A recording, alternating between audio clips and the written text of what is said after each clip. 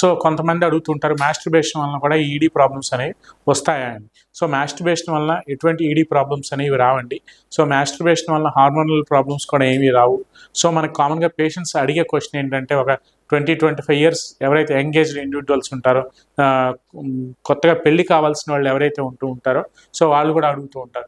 So ఎంగేజ్లో ఎక్కువగా masturbation చేయడం వల్ల అదేదైనా వాళ్ళ సెక్షువల్ రిలేషన్షిప్ మీద కానీ, లేదంటే సెక్షువల్ పెర్ఫార్మెన్సెస్లో ఏమైనా పెర్ఫార్మెన్సెస్ అవి తగ్గటం వలన కానీ, లేదంటే ఈ శీఘ్రస్ఖలన సమస్యలు, ప్రీమెచ్యూర్ ఇజాక్యులేషన్ ప్రాబ్లమ్స్ ఏమైనా రావటం కానీ ఉంటాయని. So masturbation is no way related to this sexual health disorders అండి. సో మాస్టర్బేషన్ అనేది జనరల్గా వాళ్ళు చేతితో చేయటం బట్టి ఆ బాడీ అంటే ఆ పెనిస్ ఏదైతే మనకి సెన్సిటివిటీ అనేది, హ్యాండ్ సెన్సిటివిటీ అనేది ఎక్కువగా డెవలప్ అయిపోవడం వల్ల, సో ఒక రకమైన అలవాటు అయిపోవడం వల్ల కొంతవరకు వాళ్ళకి ఏదైనా తేడా కనిపిస్తుందేమో. కానీ మ్యారేజ్ అయిన తర్వాత అంత తప్పిస్తే అంతకు మించి మాస్టర్బేషన్ వల్ల మాత్రం పర్సనల్ లైఫ్ అనేది ఎక్కడ ఎఫెక్ట్ అవ్వడం కానీ, వాటి యొక్క నార్మల్ ఫిజియలాజికల్ ప్రాసెస్ వాళ్ళ ఏజ్ ప్రకారంగా అది సహజసిద్ధమైన ప్రక్రియ అని మనం ఈ వీడియోలో చెప్పుకోవచ్చు.